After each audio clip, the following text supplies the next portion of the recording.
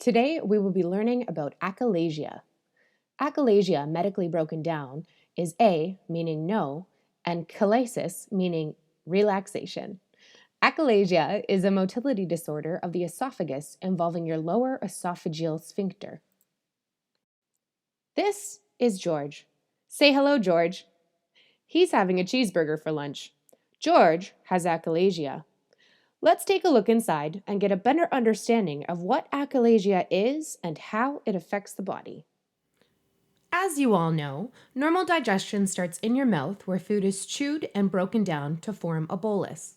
The bolus is then swallowed, travels down the esophagus to the stomach via a peristalsis wave of contracting and relaxing muscles, and at the end relies on the lower esophageal sphincter to relax and open up. This allows the bolus to pass through and then enter into the stomach.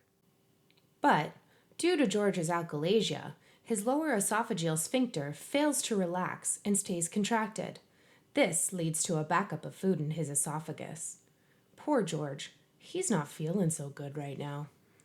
Achalasia is caused by either damage to the lower esophageal sphincter or damage to the nerves of the lower esophageal sphincter.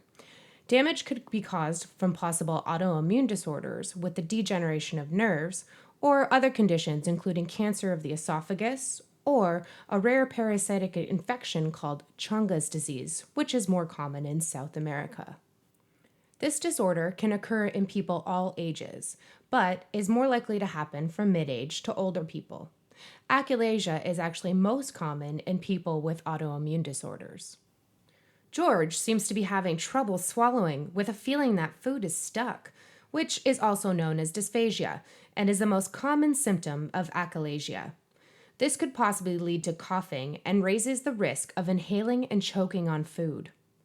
Other symptoms of achalasia include pain or discomfort in the chest, which is commonly confused with heart pain, weight loss due to malnutrition, heartburn, intense pain or discomfort after eating, and may lead to regurgitation or backflow.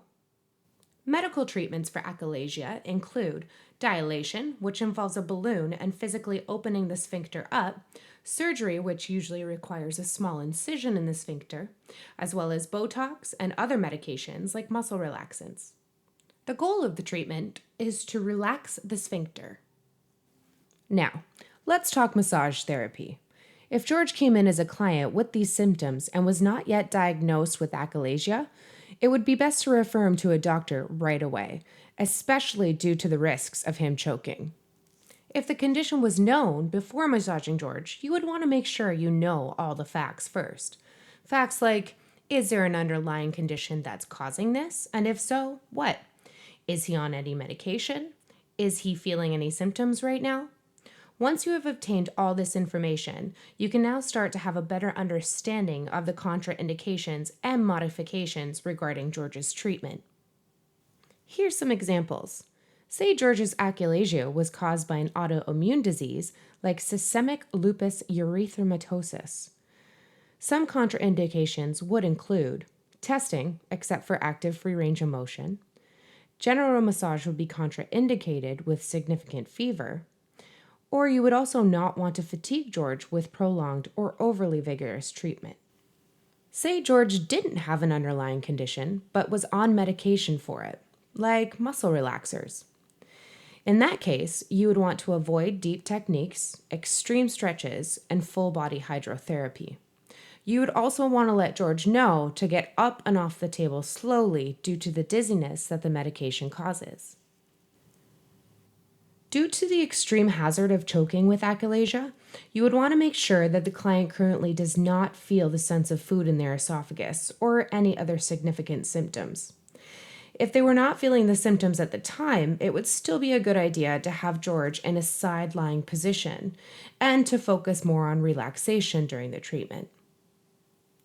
You could also refer George to see an acupuncturist to help relieve symptoms. And that concludes my presentation on achalasia.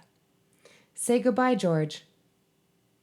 Thank you for being such a wonderful audience, and have a great weekend.